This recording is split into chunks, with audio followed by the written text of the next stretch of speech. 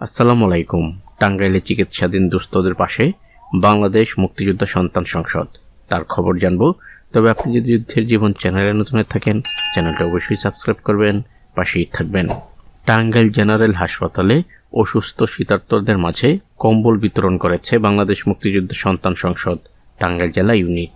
টাঙ্গাইল জেলার মুক্তিযোদ্ধার সন্তানদের নিজস্ব অর্থায়নে শীত বস্ত্র বিতরণ কর্মসূচি 2025-এর অংশ হিসেবে দূর দূরান্ত থেকে চিকিৎসা নিতে আসা অসুস্থ দুস্থ শীতার্তদের মাঝে বিতরণের জন্য উক্ত শীতবস্ত্র 250 শয্যা বিশিষ্ট টাঙ্গাইল জেনারেল হাসপাতালের সহকারী পরিচালক ডাক্তার খন্দকার সাদিকুর রহমানের নিকট হস্তান্তর করা হয়।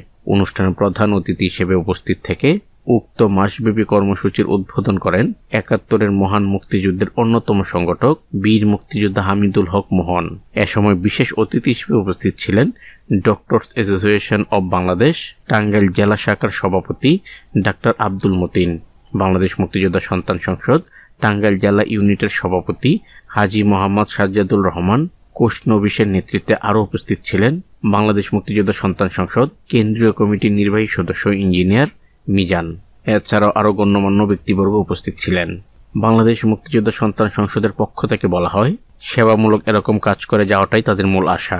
বাংলাদেশ মুক্তিযোদ্ধা সন্তান সংসদের মাধ্যমে কেউ যদি সামান্য উপকার পেয়ে থাকে তাহলেই সেটা তাদের প্রাপ্তি। তো আজ এ পর্যন্তই, দেখা হবে অন্য এক নতুন ভিডিওতে। ততক্ষণ পর্যন্ত সবাই ভালো থাকবেন, সুস্থ থাকবেন। আল্লাহ হাফেজ।